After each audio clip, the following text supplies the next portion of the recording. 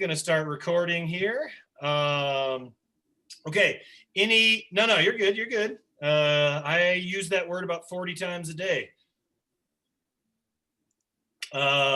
So just not with you all. All right, if you can unmute your camera, please do. That would be absolutely fantastic. And then if the connection seems weird at all, just let me know. If it breaks up, it'll just have to pick itself up, and I'm just going to be sitting here drinking coffee. But yeah, so I'm just gonna go that way. It says my internet connection is unstable, but can everyone hear me? Give me a thumbs up, or I can't really see you right now. It's not even giving me a picture of everybody. Okay, got a couple thumbs up. Okay, great.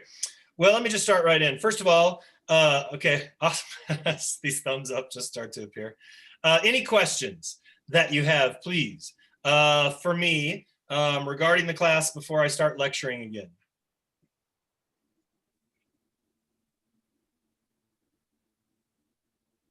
Anything from anybody? All right, I'm looking here at our class. Before I screen share this, the social observation is due tonight. So I'm not asking, just to repeat myself, that people go and watch this thing or go people watch out in person. You can do that from like a live stream likely or something like that from your computer. And of course it's snowing out. So, but if you happen to be someplace, and as I don't even really understand it, how we can still be experiencing like a Pearl Harbor worth of deaths a day and stuff's opening up. Go figure. But if you are out and about and you're going to do this observation, be safe. That's really my only recommendation. Okay, any other questions before I start? I did release top hat questions, which people have answered so far. I think we've got at least 61 out of 95 on the first one. So I think I'm going to start in with that today. But just one last time, any questions for anybody about the semester? I posted the last video on YouTube. I made a playlist for the Soc 220 for the spring. That's where you can find all the videos. I think I even went in and put that video from there on modules. But just wanted to give a heads up to everybody. It looks like the people are watching it. So anything else from anybody right now? I can't tell if I'm not hearing from anybody because you just can't hear me, or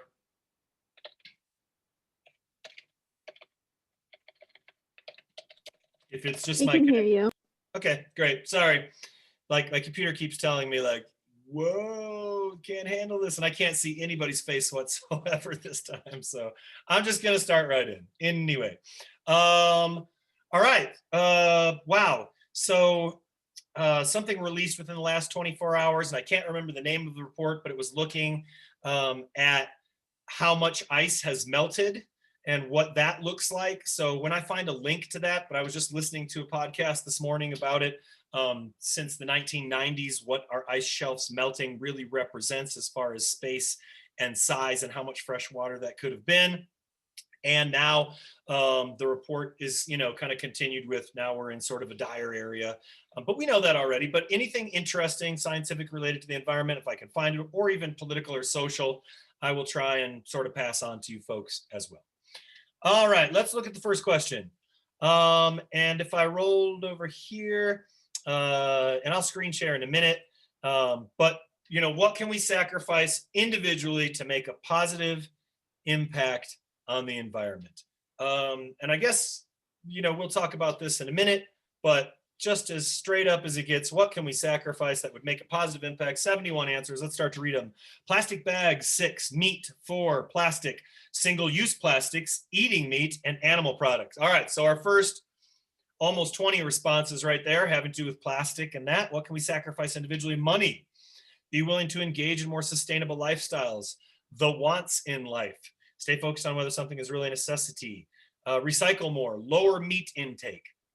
Our biases that hold us back from change. What can we sacrifice? Our biases. Nice. let me see, many things: diet, consumer habits, energy consumption, plastic water bottles, less water for showers. We could sacrifice plastic water bottles, use a refillable one, buying new technology every year, plastic shopping bags, animal products, pick 2 days a week to go without meat or dairy, meat consumption. What can we sacrifice individually to make a positive environmental impact? Yes. I'm going to give you the slow clap of the environment, or the slow clap of the universe, excuse me. For the answer, yes. Driving when it's unnecessary. Consumption of single-use goods, single-use waste, converting to clean energy, 1 day a week dedicated to helping the environment. Sacrifice the amount of driving we do, switch to a more environmentally friendly mode. The amount of water used on a daily basis, time and effort, paper plates, driving less, food waste, use reusable items, Tupperware, I haven't heard that for a while. The amount of plastic that we use on a daily basis, plastic bags at the grocery store, more reusable items. Replacing single use is a big thing here. Use public transit, think finally made our list. Convenience, sacrifice our convenience. Ooh. Meat or plastic, our dependence on new everything, right? Red meat, using shampoo, using bar shampoo or conditioner instead of bottled. Waste, buying from companies that are eco-conscious. Yes, even that means not buying your favorite candy or a new phone. Candy's important, folks. Cutting shower times down, cars, and convenience. What can we sacrifice? Convenience. So what do you think about this list? Because I know that when I talk to students, sacrificing things in this culture might not necessarily be the best approach for us. What do you think? Is some of these things on this list really easy? Is sacrificing things a problem? Why would sacrificing some things in order to make the environment better be a problem? What do you think? I think when you ask someone to completely get rid of something or like an aspect of their life, they're very unwilling to do that. So like if you were going to say, just stop using plastic bags today, they'd be like, I don't know if I can do that. I've been doing that my whole life, you know? So just like for people to do like one and done instead of just some things sometimes, it's like everything every time, like there is an in between, but people don't realize that. Great. Yeah, I think that's a good, Madison, that's a really good, concept. Just that it doesn't have to be all or nothing. There is truly some middle ground. I know it's hard to use Tupperware in the dining halls right now because almost everything is prepackaged. Yeah, for the sake of COVID safety. Students relayed that to me last semester too, that there appears to be a lot more waste. And then of course, where people are taking this to the dorms, can you even recycle what you take from there in the dorm? Is that possible? Is it dirty? Is it not? What do you think about the transition, or as far as waste with the food thing? Well, I think a lot of the packaging from the dining halls are either compostable, or you could like rinse out the aluminum things, but I don't think many people really do that and put in the effort. And then a lot of the times you see like the composting packaging in the recycling bin, even though it explicitly says that they're not recyclable and that they're compostable. Right. So I think that's kind of hard for some people to transition and understand what they need to do. Awesome. Yeah. So this is a quiz for the class. My class used to go out and pick up garbage on campus, the 220 for one class period, just because. So where do you think that we found most of the cigarette butts? It's like this is kind of like one of those trick question quizzes. What do you think? And it speaks to what you were talking about maybe our laziness or the inability to really follow through. In train tracks on no smoking train stations, or like on a train station with 2 no smoking trains. Okay, so yeah, that's a good one. I did not consider that before. In the street, possibly. I'm thinking next to something, and it illustrates just how lazy we are. Yeah, I'm gonna assume it's probably right outside of the dorms. Close. Next to garbage cans, I'll accept that. Actually, right next to the ashtrays or the things that they have for the cigarettes on the ground around it, right? Like consistently. So if we know that people can't reach 6 inches and they're really smoking right there and they can't do that, then a lot of this is easy stuff, and it does have to do with our behavior, right? And we've got compostable stuff, but you're gonna have to rinse it out, or you're actually gonna have to put it in the recycling or in the bin that's for composting. Now, if those things don't exist on campus, then you can't do that, right? So anyway, that is like grocery carts left right next to the corral, I suppose. I have a new take on returning your grocery cart too, after having a partner that's worked at a grocery store for a while. Once I used to think it was like a deadly sin, and not a religious one, just in metaphorical terms, to not return the grocery cart. And then Julie told me that there's people that are in there for 8 hours a day and don't get to go outside at all. And sometimes the only 5 or 10 minutes they might get is when you go out to the parking lot and actually get to collect those carts. So a new spin on thinking about that one. All right, what else? What else do you think here? What might be a hang up, or what did you put as far as what can we sacrifice? Why might that be a challenge in this culture? What do you think?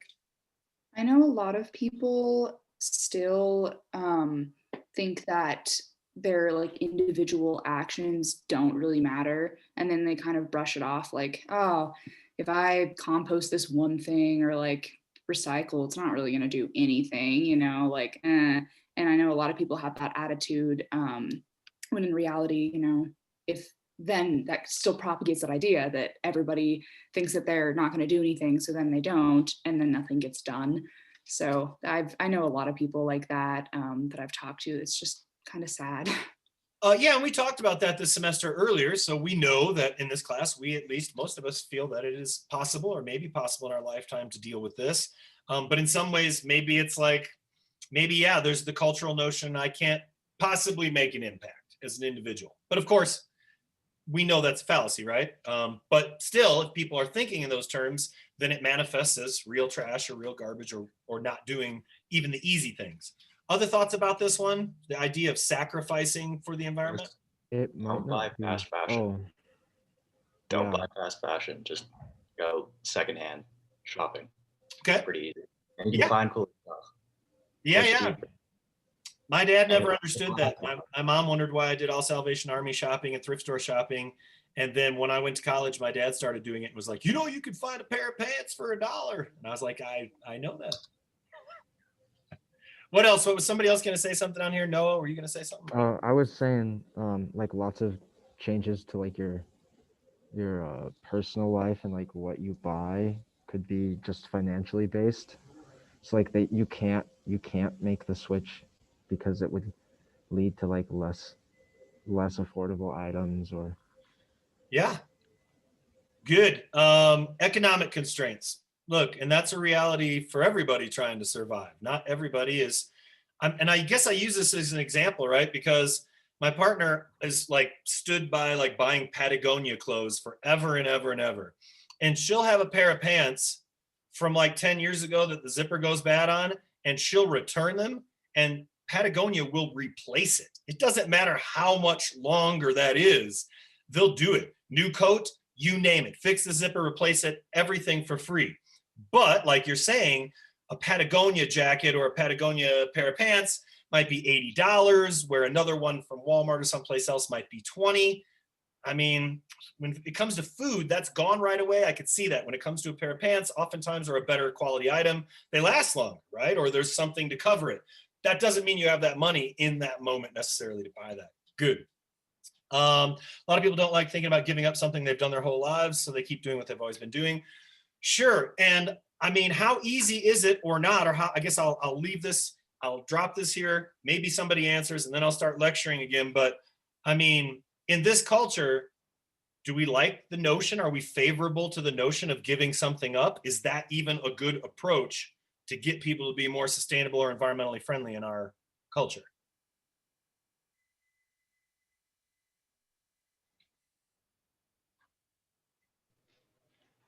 When I think of that, I think of people trying to say that all cars will be electric within however many years, and when in fact there's a lot of people that are reluctant to give up cars. There's a lot of car enthusiasts out there that can't see them ever giving up something like that. So it kind of defers some people. It kind of makes them hesitant to want to do that. Yeah, absolutely. Yep. We like the stuff we have. We're a culture of consumption, and getting people to reject those things or give up those things or sacrifice those things, not necessarily, what people want to do. And that's understandable, right? Good. Okay. Same reason diets aren't effective. Trying to change a huge part of your lifestyle isn't sustainable. Changing small things as you're comfortable with is the only way to make it last. Sure. I don't diet, but I'm in the middle of losing weight right now. I was 215 2 months ago, and I weighed in at 193 this morning. So yeah, you've got to dedicate yourself to it, whatever it is. And sometimes if it's too big of a hurdle, then people won't do it, right? Now, pretty seems trendy or cool to be environmentally friendly. I feel like there's still a hippie stigma around it. Yeah, I think this semester we're going to talk about that. How do we reach more people? How do we make being environmentally friendly and doing that right thing the good thing, the fun thing, the thing that people want to do? That's huge, absolutely. And yep, zero waste grocery stores. Yeah, we need more bulk and more zero waste grocery stores. But right now with COVID, any of the ground that we were gaining with bulk or bring your own is for safety reasons, oftentimes a challenge. Okay, great. Well, let me head back into the screen share here. And all right. So I think that, there can be a danger here, right? Of saying, stop doing this, or buy less, or give up your car, because a lot of people are going to be, how can I survive if I can't get to my job, or whatever that is? I think there's a big danger in focusing on what we can't do. And I think what we need, to focus on is really what we can do. And then, of course, this is an equality piece, because if we're really going to break it down, not everybody has stuff, right, that they can give up. Not everybody, has enough or extra, or is doing that they're like, well, I can sacrifice this. I don't have enough already. Or some people have a tremendous amount of food waste. Some people don't have enough food. And of course, I've got America here, right? Not everybody wants to sacrifice stuff. Within sort of the idea of this nation, there's that rugged individualism piece, which means we're not necessarily connected. And I'm going to do my thing and you do your thing. And even if we're going to look at across the board in the middle, I think that most people, including myself or yourself, are really only willing to sacrifice so much. So look, we have to have greener choices to choose from. And I'll talk about the word greener, but for now, we know what that means: more sustainable, less waste, less single use, more choices. And those choices, to get those choices, is going to require collective action, right? And they have to be decent choices, and I think that's an interesting thing. It brings me back to, I used to complain with Julie, this is 15 years ago, when Storm was first born, and I was like, organic food costs so much. And she's like, we know the science about it. We've looked at it. I think it's worth it. I was like, why don't we eat more organic? And she's like, well, you just complain about the cost so much, and really you just have to figure it out. And once I started eating organic food, like cheese and stuff, I'd be like, wow, I've never had a cheese that's so amazing. Or like meat that was raised humanely, or whatever that was, grass-fed. Wow, I've never had a steak, like whatever that might be. So we've got to have better choices as well, right?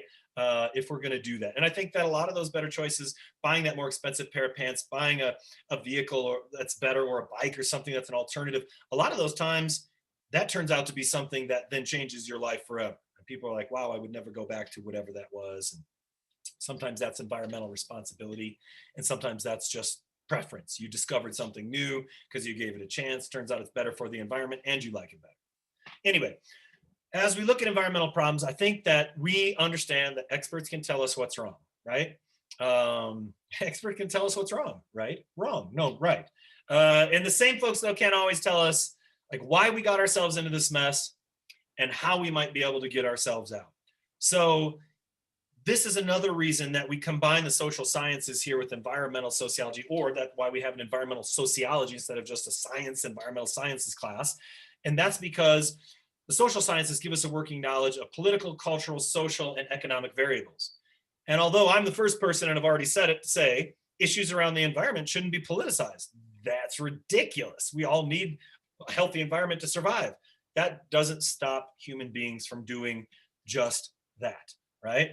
Oh, it's so terrible. We can't possibly afford the Green New Deal. It's the worst thing in the world. And we spend billions and billions and billions of dollars more on the military than we do on healthcare or education. Look, we have the money, or we have the ability to make the money, but we need to invest in it. So understanding that the environment is political because people do that. It does rely on cultural practices. and social variables and economic variables, then at least we understand that this semester we focus a lot of our attention on the how and the why. All right, so if you've had me for Sociology 100, a lot of folks have. I just want to start off with a basic, and this is kind of weaving in some of this information. Many of you maybe have not taken a sociology class or a Social 100, but this needs to be the framework with which we start to think this semester. And so it's up to us to cultivate what we call a sociological imagination. C. Wright Mills, famous sociologist, coined that term and explained that term, and we still talk about it today. It's very relevant. So good test question, right? What is the sociological imagination? Who was responsible for cultivating that theory, that perspective? And really that's the idea that we see this relationship between the larger society and the individual. Like the problems we have with pollution and waste from single stream stuff and your behavior tossing something in the wrong bin, right? So we've got to grasp that relationship, because then we'll know and have a greater idea and be able to collect data and understand where those overlap and why. And then like, how do we turn a particular problem into a success, right? Because they're not necessarily just unique to you or me as individuals. They're the result of larger social trends. I mean, why do we have composting and recycling and so many sustainable things on this campus? Well, we are now, again, I believe as of the last couple months, the #1 university in the United States as far as sustainability goes.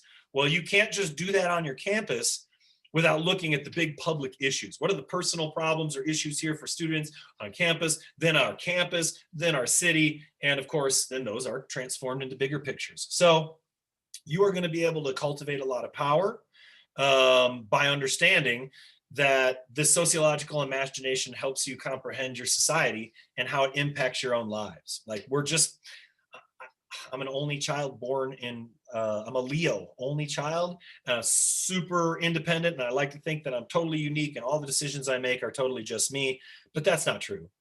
One of the first things we learn in sociology is that the big picture, society, has the ability to influence our behavior on a daily basis. So when we make those connections, that makes us powerful and lets us understand more. All right. So social constructivism. We're looking at this, an approach that focuses entirely on the sociological dependent knowledge of a phenomenon rather than inherent qualities the thing possesses itself. Woo! That also sounds like a good test question. But again, let me break it down into a little more understandable sort of thing. And quite simply, what I'm talking about here is the need to focus on the tangible and a need for collaboration in order to get a more complete picture of life. Okay, we've got to really focus on what we know, right? And then we've got to focus on that collective action, collaboration that I was speaking about last time, because you can only get so much done, right? In sociology, we're looking at issues of the environment, so we can do something about it. Not, oh, that much fresh water is melted off of an iceberg into the ocean. That's interesting. No, it's like, what do you do about that? These are some pretty big issues, many of them based in our survival, right, as a human race. So when we're compatible, when we collectively behave with other people and turn that into action and collaborate, then we can use that with our sociological imagination to get a more complete picture of life. And again, anything that we look at sociologically, we've got to ask those questions, like, what is the impact of living on the wrong side of the tracks, being in an impoverished neighborhood, being of a certain race and a certain socioeconomic status. I mean, the food I have available to me, whether you live in a big city or not, how much pollution you're exposed to, how much money you make, and how long you live. So those variables are all things that we look at. And normally in sociology, we look at them across the board. And now we're applying all of these things to environmental sociology. So big questions here. And what we're asking is, how do our social worlds and natural worlds intersect? And what does sociology have to do with the environment, right? So I think we'll find out that it has to do everything with the environment. This is a picture I took a few years back when we were traveling up, I don't know, maybe to Aspen or somewhere, maybe to play a show. But I had everybody describe our environment in one word. We talked about that last time. What does sociology have to do with the environment? More than we think. Everything. The answer is everything, right? Some people protesting there, in a a nation where people who are more impoverished are trying to get rights concerning the environment.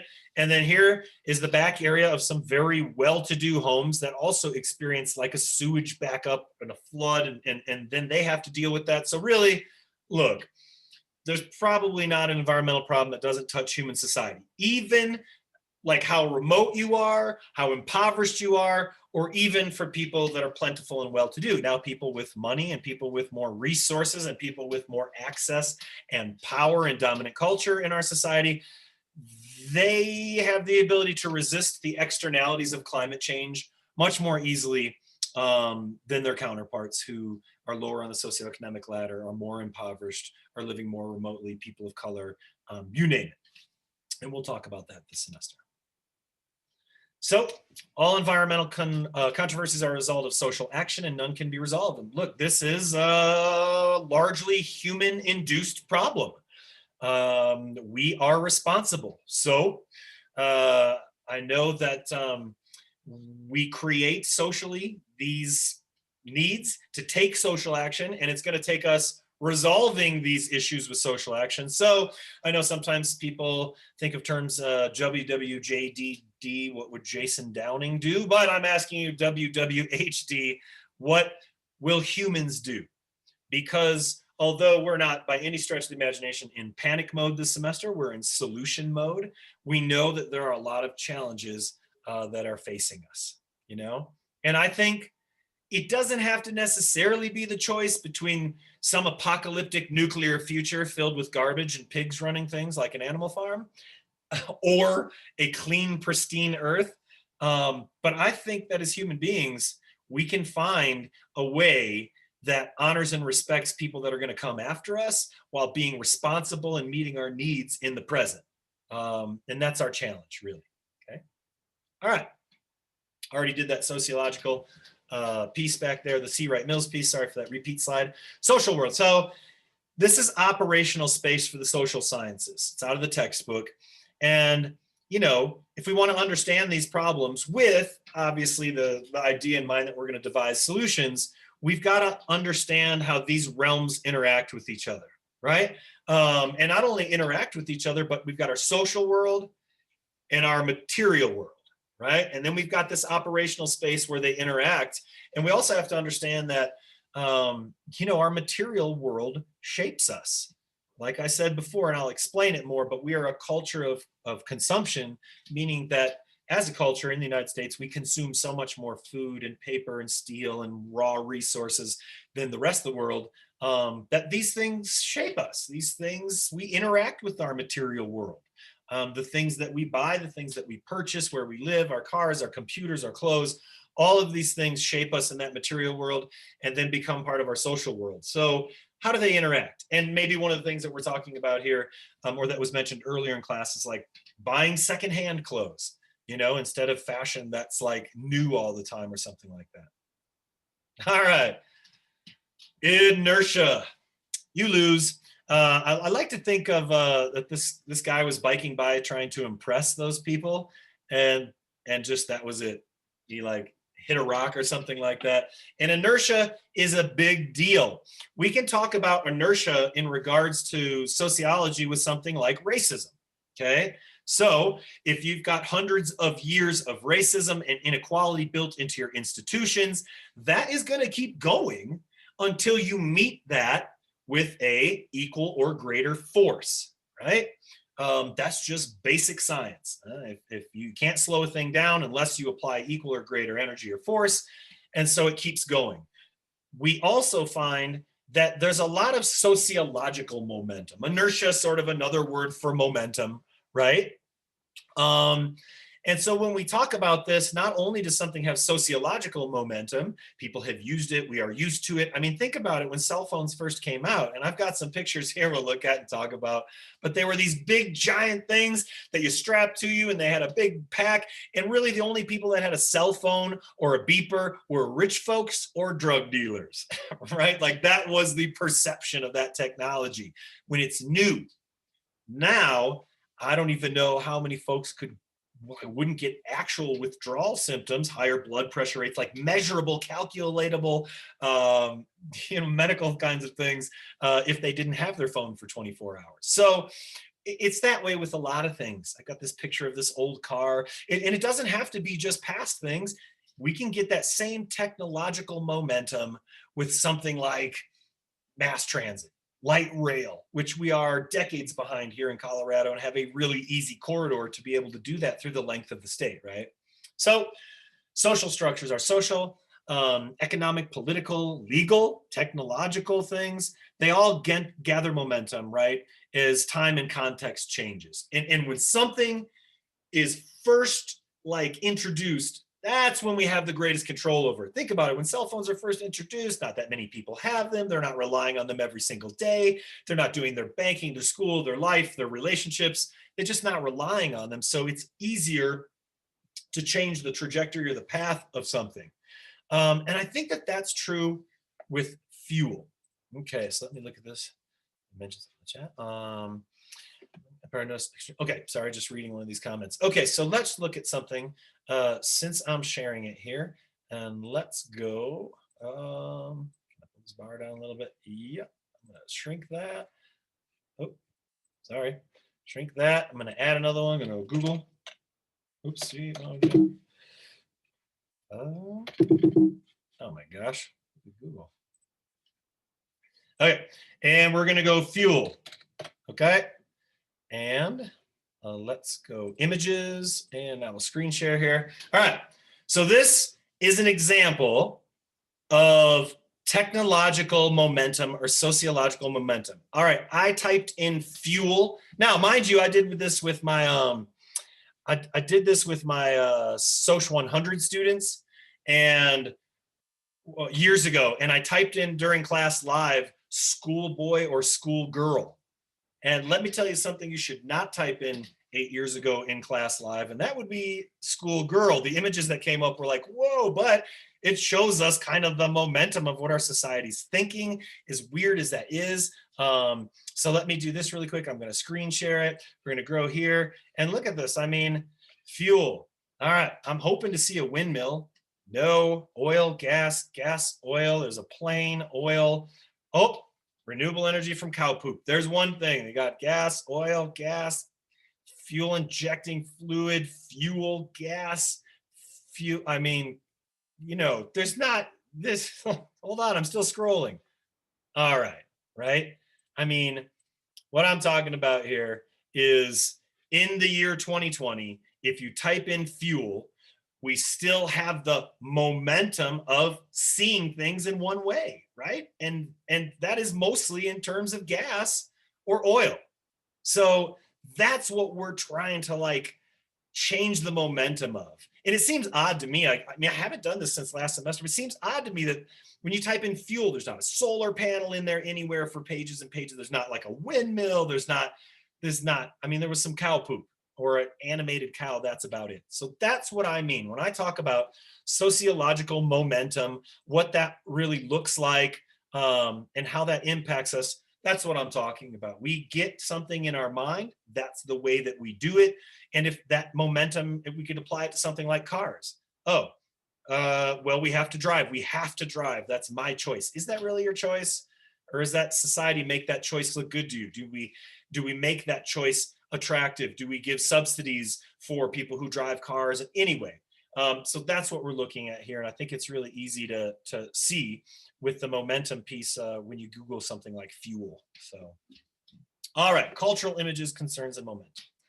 All right, name a piece of oops, sorry, I'm gonna stop the share again and head back to Top Hat. Name a piece of technology that has a great deal of momentum. Okay, we've got 76 people that have chimed in. These are open until 7 p.m. tonight, but let me read some of these. iPhone was number one with 6, electric cars 6 or 7. I'm not so sure. I mean, electric cars are starting, but I don't think they yet have a great deal of momentum. Cell phones, iPhones. All right, our top answers. And that's all 3, 4, 5, 6, 7. The only one was electric cars in there. So there we go. Smartphones, solar panels, starting to anyway. Smartphones, wireless earbuds, computers, smart tech, televisions. There you go, television, airplanes. Yep, salt to freshwater machines. No, no. Desalinization machines do not have a great deal of momentum, and we'll talk about that later. Cell phones, vehicles, AI, not so much yet. 3D printers, somewhat. Thrifting, cell phone, animatronics, gene editing, phone, vaccinations, wrecking ball. There you go. There's my class. Tesla could be an example of electric car. 5 years ago, rare to see a Tesla. Now you can see what's up. Absolutely. And I think it has momentum, but not a great deal yet. I think that they're still deciding policy and looking at how to make it work and how to integrate it into society as compared to something like, a spaceship, maybe physical momentum moving forward. AI, laptops, Mr. Trash Wheel in Baltimore, Maryland. Don't know about that. Virtual reality, computer, thermostats, gasoline-powered cars. Anyway, I think that we get a good idea of what that looks like in as far as the idea of technological momentum, sociological momentum, and something to look at, for the exam. All right. What the hell is this? And would you use it? And look at that guy. He's so proud using his new cell phone. That's small compared to the one to the left of him, right? And I mean, how many people in this class would like to, yep, that looks like a public phone. A glass case of emotion, maybe. I might have picked public phones that don't look like you'd want to use them, but I don't think there's a single person in this day and age that would want to use that without, decontaminating it first. And then, of course, have you ever used a rotary phone? If there's nobody in here that's used a rotary phone, and I know that I've seen these videos of people that haven't, but you should. I mean, 1, 2, 4, 9. If you mess up on the 9 or the 0 or the 8 and barely move your finger, you had to start all over again. Well, how different is that? I don't know. Maybe that took you 20 seconds to call somebody. How long does it take you to call somebody today? 1 second. You just say somebody's name into your phone and it goes. Technology changes, right? And that's, I've used one, very frustrating. It's hilarious. And that's really all I mean, forever and ever and ever we had one on our wall. There was no calling somebody fast. Most people own a cell phone. I'm hoping that particular cell phone is not glued to that dog's face. I cannot verify that. I'm going to move on. Describe your phone in one word. All right, I did do that. Let's look at that. Describe your phone in one word. And a question before, Top Hat. I think that might be one of the biggest pieces of technological momentum that we can sort of talk about as far as what everybody uses. One of the biggest ones: addicting, distracting, addictive, toxic. All right, there's our top 20 answers out of all 79. Useful, there we go. Resourceful, annoying, enabling, choice, important, distraction, unproductive, unhealthy, annoyance, dry, unhealthy, annoyance, available, connected, lifeline, efficient, information, utility, disturbance, addiction, obstructive, complex, vicarious living, overused, sturdy, controlling, everything, necessity, needed, cool, question mark, brain, a tool, intelligent, entertaining, addicting, powerful, consuming, obsolete, apple, in addiction, life, control, knowledge, connection, on, just on. I love that one.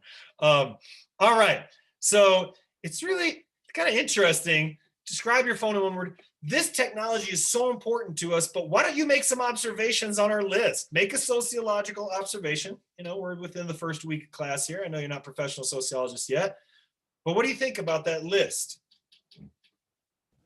It's very negative. A lot of it is. Yeah. It sounds like a burden to have one. It does. I mean, I didn't type any of those answers in. I'm not responsible for that list. No, I'm just kidding. A burden, people might feel like they're controlled by their phone. Addictions are a burden. Is there any stopping your use of your phone? No. No. Like you have to. Like you can't not have a phone. Like to function. Right.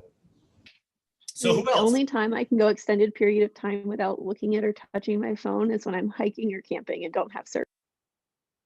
Right. So maybe if we don't have service. And obviously an interesting sociological thing that Taylor, right, threw in, most people know that they're controlled. So it's interesting to me. Make a couple more observations about this list. Most of the positive comments are about its convenience. Okay. Can leave my phone randomly lying around because I don't text people much. It would take a lot of work not to have one. You'd also have to have at least some kind of computer, right? Yeah, supercomputers now. So obviously, I mean, I know so many people that don't even use it as a phone. It's just everything else, right? Not obsessed with my phone, but if I misplace it, I freak out, right? Who might have it? Who might have seen it? Yep. 10 years ago, when I would ask somebody to borrow their phone, I've only had a cell phone for 5 years. You want to know somebody? I held out till I was 42. It's crazy. And I don't mean to disrespect psychology departments. I'm just saying it was crazy. I waited so long. But yeah, your expectations, then we have society's expectations, other people's expectations, and certainly we have made it hard or next to impossible to not have one, right? And then some of those things were, Cade said, connection to others, which seems to be the main function of cell phones. Certainly feeling more connected is really important. It's always interesting to me in a social class to know that people feel so snarky or burdened by their phones. They know and are aware of their own addiction to it. And yet it's kind of like, well, that's that. So it's interesting because I'm not going to go any further here.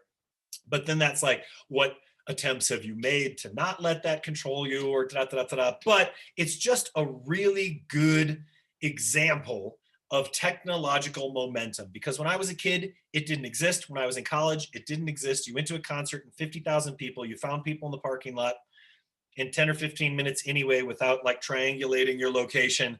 But now you can't, in 20 or 30 years, a very small amount of time respectively. Yeah, they become very, very, very, very needed. Okay, good. Let me do another screen share here.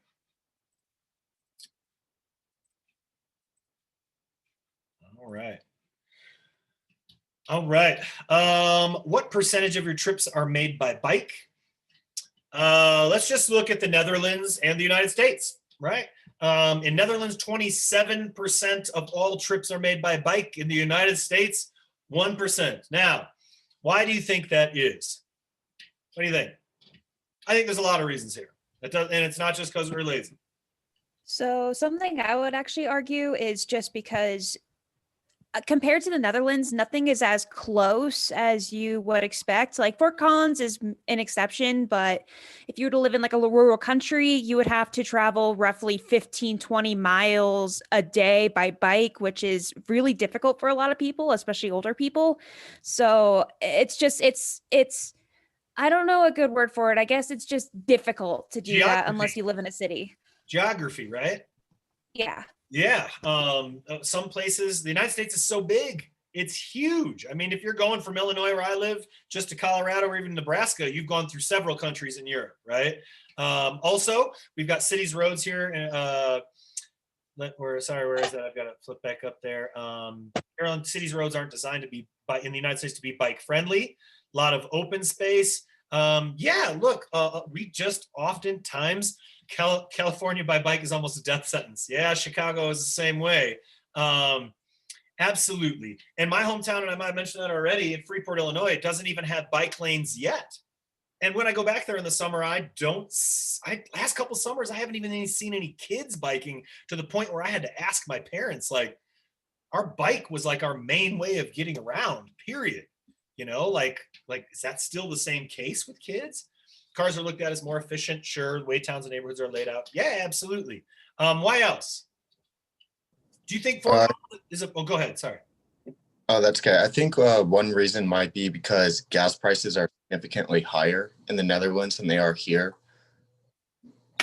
Yeah, there's a lot of ways that we incentivize driving and that mode of transportation in this country. And there are a lot of ways in other countries that they de-incentivize driving. And one of them is the price of gas and the price just to own a vehicle, let alone in many places, parking is next to non-existent. And I know that for friends of mine that live in Chicago that have a car, a couple of them pay like $30,000, what some people make in an entire year, just to have a parking space in a city. So yeah, it's a big deal. All right, good. All right, let's look here. Oh, go ahead. Yeah, I was just thinking there's like we have a cultural drive to buy a car. Owning a car is seen as like something fancy. Cars are seen as like sort of a part of the American dream. They're idealized, basically. Yeah, it's almost like a rite of passage, wouldn't you say? Hello? Oh, somebody, Taylor, did Taylor and I just say that at the same time? Hello? We said exactly the same thing. They are, let's say not, they are a rite of passage, right? It's like your freedom, just like when you had a bike when you were a kid. All right, is that a picture of me eating at the In-N-Out Burger? Would I do such a thing? Would I do such a thing when you know that I'm a healthy person that eats organic? I have a time right now. Yeah. You might want to mute your mic. You still have it open. All right. Erickson, E-R-I. I'm going to mute it. All right. So yeah, that's me eating at the In-N-Out Burger at like 2 a.m. Did you know that this is out in LA? Did you know that the In-N-Out Burger at like 2 a.m. had like 200 people there? It was like this is a few years back. It was like a party even at 2 a.m. I thought the fries were horrible. The burgers were tasty though. All right. But we look as sociologists at how we organize our lives, right? I mean, if we look at how people or transportation is organized in the United States versus public transportation in Europe or Japan, it is very, very different. And how we talk about mass transit. I mean, just to get the Fort Max or whatever it is, the buses through Fort Collins received a lot of opposition because people simply don't see buses as clean and positive and getting there on time. And we'll talk about that in our transportation chapter in detail. But we've really stacked the deck in favor of choice to buy a car or drive a car. We spend trillions on it. We build parking lots, space for cars to park, taxes, tax breaks, roads, bridges. We've got fast food places. I mean, there's drive-up liquor stores. In my hometown of Freeport, Illinois, there's drive-up liquor stores and people walk through them. And that which sounds like a better idea than driving through it anyway when you're buying alcohol. In-N-Out regularly has a line in the next freeway. Yeah, I guess there is some now in Colorado. But ownership is often a necessity. And that's what we just got done talking about with our cell phones. It's like society organizes it so that you have to have some of these things, even if we want to turn the technological momentum away, even if it's not because we chose it. So when you've got a level of organization and you got a lot of momentum behind it, it starts to look good. Okay. So we've got to find and make policy decisions that make walking, that make public transportation, they already, do that makes it less convenient. We need to make it more convenient. We need to make it easier. How many people right now, and I can see some of your faces because my internet connection's gotten a little better. How many people right now, show of hands, would much prefer to get down to Denver in 50 minutes without any accidents as opposed to the regular sort of drive that it is down to Denver? Yeah. I mean, if you have tried to drive down there lately, somebody just put like a 3-hour in line almost the whole time. Absolutely.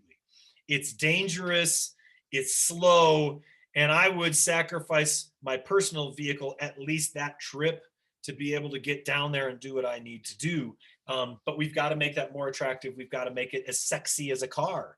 And I know that that's a weird thing to say, but we'll get to that chapter on transportation later and find out just how much we do love our cars, right? All right. So the automobile has a lot of momentum. It can be replaced. A couple things. Are we willing to pay the price? And should everybody in society pay that or those prices equally? Right? What's that mean? All right, behaviors and attitudes. Terrible. If you know Charles Barkley, then you know it's terrible. It's terrible. I'm a huge basketball fan. But how we act alongside of how we feel, we've got to look at the cost of positive environmental action. And the book talks about recycling in Iowa versus Fort Collins and how it's different. And you've got to be able to be provided with those options. But I had a student years ago that was like, really the thing is, she was from Australia, is how they recycle in Australia versus the United States. And that was 10 years ago. And now we're closer to that. And that student said that the recycling was always bigger, 4 times as big as the garbage. And that's just how people came to see it that way, right? You start to, like, it becomes more natural for you to recycle things or reuse them than it does to instantly throw them out, because you see that. And over the last decade or so, it has changed a lot out here to where most people, or at least many people I see, have their garbages out. You've got the recycling bin that's quite a bit bigger in many cases. So we have to look at the cost or benefit and context. And making structural changes goes a long way to change behavior. Just look in the last, since the inauguration, at the messaging and the commercials coming out about wearing masks, right? Like, if you make structural changes and reinforce that, that changes the momentum, and people will start to change their behavior. Okay. Anyway, is trash bin smaller though, or are we just generating more waste as a whole? We'll talk about that in the chapter on waste. Certainly, we're still generating plenty of waste, to be sure. But we're trying to reframe the way in which we see waste. And I know that, my favorite guy on campus, one of my favorite individuals, you got to look him up. His name is Tim, maybe. He's a sharp dresser. And I've had him talk to my class. He's the guy that's in charge of all the composting efforts the last decade here, or almost decade. And I mean, getting the big mixer and having it all localized on campus instead of taking it off campus to be composted and then back. Anyway, look that guy up and look up our composting, what we're doing here on campus, because it's really, really, really impressive.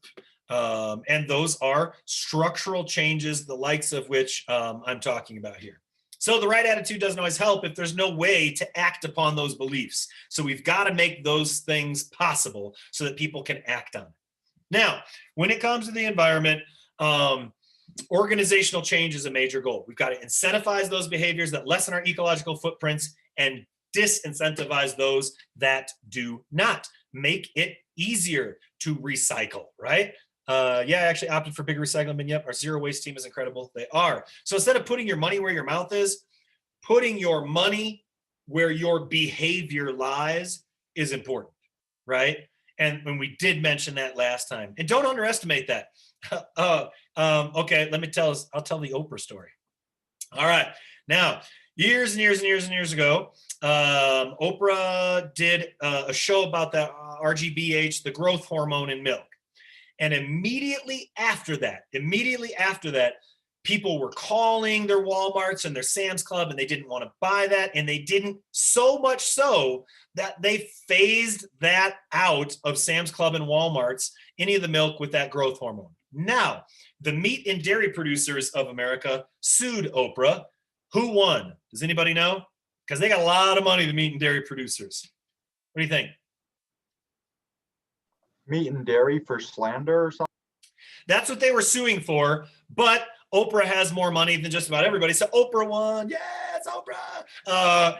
And so, of course, they're going to sue for non-transparency and slander and all those things. But they didn't really have a leg to stand on. She had plenty of money to litigate. They won. Now, that is it even in our milk supply anymore? I know that most places do not sell it. So just another way that if you put your money where your behavior lies. Now, not a lot of those people that shop there are like, oh, I got to have all organic. They're shopping at Sam's Club. They're not shopping at Whole Foods. But if you make that available and people vote with it with their dollars, then that's putting your money where your behavior lies. So then when we talk about, or at least I pose the question, which is, what behaviors can we incentivize in order to create positive ecological change? And let me see here. I'm not sure if I asked that question or not in Zoom, but all right, no, I didn't. But just something for us to think about. And I think you can come up with a list. Don't need to really go over that right now, but yeah, it's there are a lot of things that we can de-incentivize to be able to make that a possibility. All right, let me screen share as we're sort of wrapping up. And I wanted to get to a couple last questions here. We just have a few minutes left. All right, environmental sociology. So here's what we're talking about. when we are talking about environmental sociology, and that is everything. Community in the largest possible sense, okay?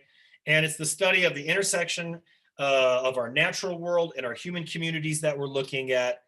And we got to understand the origins of proposing solutions to social, biophysical conflicts, you name it, solution-based thinking.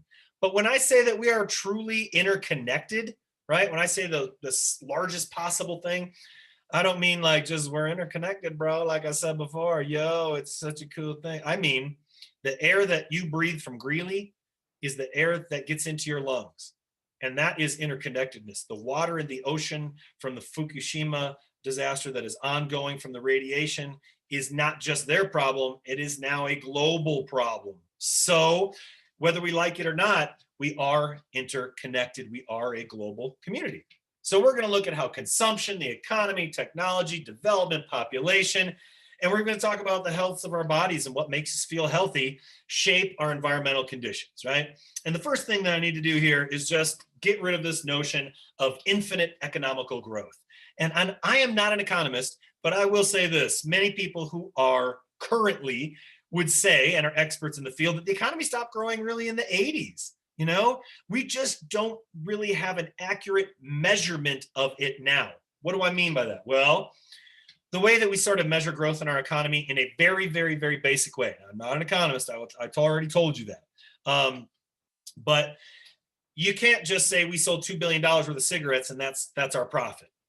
You know, what do the cigarettes cost? And then what are the externalities? So if cancer kills 800,000 people or 1 million people a year, or whatever that number is, cancer treatments cost, you know, tens of thousands, hundreds of thousands, and you'd add that all up. How many billions of dollars does that? So what you do, maybe you sold $2 billion worth of cigarettes and you had $1 billion worth of externalities. Your growth is now something much different than how we measure it now. But we measure it this way so that you continue to consume, so that that moves forward, so that we can see that there's some kind of positive thing happening with the economy. We all know in this economy, if you were to stop shopping from Black Friday till the end of the new year, most businesses would go under, right? Because most businesses aren't even in the green until that period, even though they are open all year long. So there is no more infinite growth, and there's no more infinite space.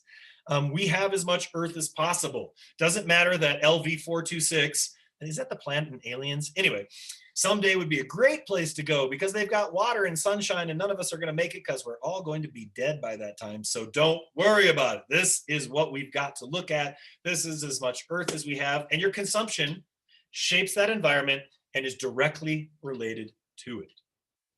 So sociologists also look at how culture, ideology, moral values, risk, and just our experiences in a social world influence the way we think and act towards the environment. So I have a, sort of a basic question here, and that is, not that I asked on Top Hat, but this: what were you taught to value about our natural world when you were growing up, and how does it influence your behavior today? Look at that one more time. What were you taught about or taught to value about our natural world, parents, grandparents, friends, you name it, when you're growing up? And how has that still stayed with you behavior-wise? How is that part of who you are as a social being as we're looking at things in terms of sociology? What do you think?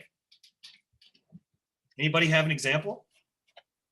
I get outside guilt. Like when I was a kid, my parents would make me go outside for hours every single day if it was nice. And I'd come back in and they'd be like, nope, go outside. It's too nice. You can't waste the day. So now if it's a nice day, I'm like, I have to go outside for at least an hour or I'm going to feel like so bad about not going outside. Okay, awesome. Yep. I had that same rule.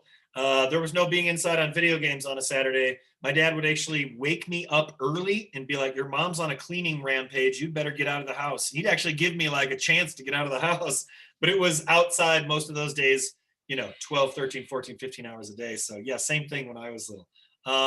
What do you think? Who else has an example of something that you were taught to value about the environment that stayed with you, that you didn't lose?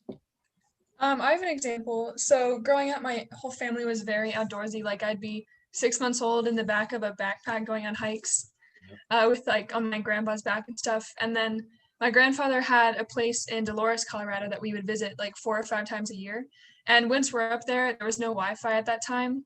And now it's really crappy Wi-Fi. So most of the time we're just outside or doing something not on technology. And because of that experience, also because I have been skiing for like 16 years now since I was 2, I think just the culture of my family of being outside all the time caused me to want to go into the field that I'm in. So I think that's a big part of it, is how we are raised. Oh, awesome. Yeah, we're way cool. Yeah, that resonates with me as well. Okay. Was in 8th grade in California during 2015, the drought. It was big. Wasting water feels important. Yeah. And we've been, when I first moved here 20 years ago, we were in the 7th year of a 10-year drought or something. And it's obviously it keeps going. And back to that other thing that you said, Emma. Yeah, both of our boys were raised in a Kelty backpack, and they could hike once they were a certain age, a number of miles equal to their age. And that was so different for me growing up in Illinois. It's like they're 6, they can hike 6 miles. People be like, what? But my first hike that I took here in Colorado, when Julie and I moved to Fort Collins up at Horsetooth, we were like walking up there. We didn't take enough water, and some 75-year-old guy ran past us. That guy was cut. I was like third. We've been out here 20 years. Yeah, I was like 27, and this guy's like crushing us up and down, Horsetooth. We even saw him, and he like passed us on the way back down and stuff. So yeah, geographically where you live, you might get a lot more exercise than someplace else. Mom grew up in an oil family. My relationship with nature is totally due to rebellion against their lack of value of environment. Well, let's hear it for rebelling against our parents. Yes. I hope my kids didn't hear that. Because there'll be none of that in this house. I had so many adventures outdoors as a child. I have an opportunity to do that and relaxing. It takes me back. Who else? What else did you learn or did you do that stuck with you growing up? I have one. So I grew up on like a chicken farm and all of that. And my dad is very, very big on like wildlife preservation. And when we were having an issue with a bobcat, I think they killed about like 25 chickens out of like our 50. He was actually more willing to like, he wasn't willing to like kill the bobcat at all. He was like, just leave it alone. It's just trying to get food. And his solution was just, okay, if we put the dogs in the yard because they're so scared, they're not going to like go after it. And it worked. And then my neighbor shot the bobcat a week later, which pissed him off. He was so angry at that. But that's kind of why I'm in like an animal science major, because I care so much about animals. Right. Awesome. Yeah. How many people here have seen The Biggest Little Farm? Anybody? Thumbs up. Have you seen it? Well, maybe we'll watch it this semester if you haven't. It's fairly new, but it does that piece about biodiversity, which we'll talk about this semester, which is like wolves play a valuable role, bobcats play a valuable role. Yeah, your chickens do too, but how can you find more of that symbiosis? Can I share something plant related? Absolutely, Samuel. So one of the things my family, we've done some forestry work up in the Rockies. One of the things that I was really surprised to learn was actually that fires are good, because we've basically been told for so long that fires are bad, fires destroy things, that we as a species have sort of ignored and forgotten the fact that fires are a vital part of the ecosystem. And now, so one of the things they do is clear out trees. So people think of a healthy forest as this big, thick thing with lots of trees. It's not. And we have a property, and one of the fascinating things is looking and just watching the forest go from this thick thing that looked healthy to a much thinner, like you can actually see a ways away, and just realizing that is the healthy thing for it. Right. Yeah, and you'll have to forgive me. I am also distracted at the fact that I feel like you might be a hedgehog. Not to devalue what you just said, but that is a unique picture of a hedgehog in a watermelon. Yeah, how we manage forests, right? What we know about that, and what we're learning about that. Absolutely. If we had animals that come into the backyard, injured, my dad always tried to save them and help them recover. Taught me even the smallest creatures are important. Yeah. We stopped burning forests because Native Americans did, and the white men saw it as savage. They want to control their environment. No more control fires. Not as taking this from indigenous people manage fires healthily, and then being surprised when we have huge wildfires. Yeah, there's a lot that we could look at. In this semester, I have talked about indigenous concerns and rights and things like that and special topics, but I'm going to look at that even more this semester because I think it's really important for us. And maybe hasn't been a focus in the textbook, but I'm going to bring in some outside material to talk about that as well. All right, what else? Maybe one or two more things before we wrap up. What you were taught or how you were taught to value the environment that stuck with you. And my mom was the first surprise when I bought a farm because she's like, this is so weird. Like you hated yard work because I was an only child and they had a giant 3-lot property. Didn't like being in the garden with my mom because she always made me. And then here I am, I'm 47, I have a 4-acre farm. I love being outside. I have the most gigantic garden and it just stuck with me. And I didn't even plan on it sticking with me and then didn't even have a way to do that for many, many years, college and living in big cities or different things like that. Good. Anybody else? Did anybody here go to Eco Week? Because that was a thing where I was from in Illinois, where you did canoeing and fishing and camping. And then my boys did a much reduced, but they went up to CSU Mountain Campus and did that Eco Week, even though it was 4 or 5 days. I feel like that sticks with a lot of people. Yeah, so we're calling it CSU Mountain Campus now because Pingree was an individual that actually offered to give people free haircuts, I think, for collecting native scalps. So that guy, huge historical loser. Nice that we renamed it and can, yeah, yikes. Yeah, I said the same thing when my kid said CSU Mountain Campus. I was like, well, isn't it Pingree? And he's told me the story and I was like, okay, there we go. Name change absolutely justified. Anyway, yeah, they've got ropes courses and things like that. And I feel like there's a lot of kids that do that haven't been away from their parents for 3 or 4 or 5 days and have never done something like that. Anyway, what else? So I have something. This is a little bit later in my life, so not childhood exactly, but ever since my sophomore year of high school, I did a conservation corps where we were basically camping for, when I was younger high school, it was just a couple weeks at a time. But in my final year, I was in the SAW crew, so I was up there for 10 weeks at a time. But what I did was actually work specifically in the mountains. So we did a lot of like cutting into trails. We did a lot of just very naturey things. Like the only time we actually were able to actually do our laundry and take a shower was once a week on a Saturday or Sunday before we had to go back to work. So very roughing it, I guess is the best way to put it. And something that we would always do is because you're just constantly surrounded by nature and you're learning how to basically pack up what you took out kind of thing, we actually used to pick up other people's trash just to make sure our area looked cleaner. That definitely taught me that, yeah, this is extremely important to do and it just constantly needs to be done. Awesome. Yeah. I used to do that with my students too. And my mom was like, you pick up trash on campus with your students? Why would they do that? And I'm like, because I said so? I don't know. Because I just made it up on the spot, Mom? Because I want to have a campus that looks nice. Anyway, grew up conservation corps. Yeah, grew up in Utah. Is nothing more beautiful than the outdoors. Yep.